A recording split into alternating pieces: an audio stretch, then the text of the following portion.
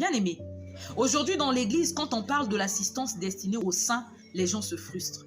Les gens crient à l'arnaque. Est-ce que tu lis bien ta Bible? Même le ministère de Jésus était soutenu. Va lire dans Luc chapitre 8 à partir du verset 3. On te parle des femmes qui l'assistaient avec leurs biens. Leurs biens. Je vais t'inviter à lire dans Philippiens chapitre 2 du verset 25 au verset 30. Il dit au verset 25, « J'ai estimé nécessaire de vous envoyer mon frère Épaphrodite, mon compagnon d'œuvre et de combat, par qui vous m'avez fait parvenir de quoi pourvoir à mes besoins. » En lisant ce passage, il y a quelque chose qu'on peut remarquer. La maturité des Philippiens.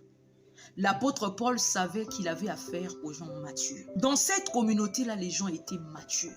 La Bible déclare dans Galates chapitre 6, à partir du verset 6, que celui à qui l'on enseigne fasse part de tous ses biens à celui qui l'enseigne. Et il te dit dans la suite, ne vous y trompez pas. Ce qu'un homme aura semé, il le moissonnera. Toi, tu ne sèmes pas, mais tu t'attends quand même à moissonner quelque chose. Je pense que c'est ce qui manque à l'église actuelle, la maturité. Je pense que c'est ce qui peut expliquer pourquoi, malgré qu'on prie, actuellement tu pries, mais tu n'expérimentes pas l'abondance.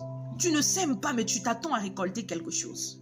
Non, bien-aimé, il faut lire ta Bible. Qu'est-ce que la Bible te dit dans 1 Thessaloniciens, le chapitre 5, à partir du verset 12? La Bible déclare, nous vous prions, frères, d'avoir de la considération pour ceux qui travaillent parmi vous, qui vous dirigent dans le Seigneur et qui vous exhortent.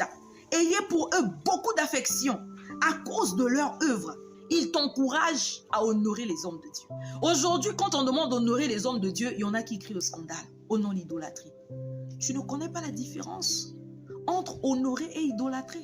L'honneur est un profond respect. La Bible t'encourage d'honorer les serviteurs de Dieu.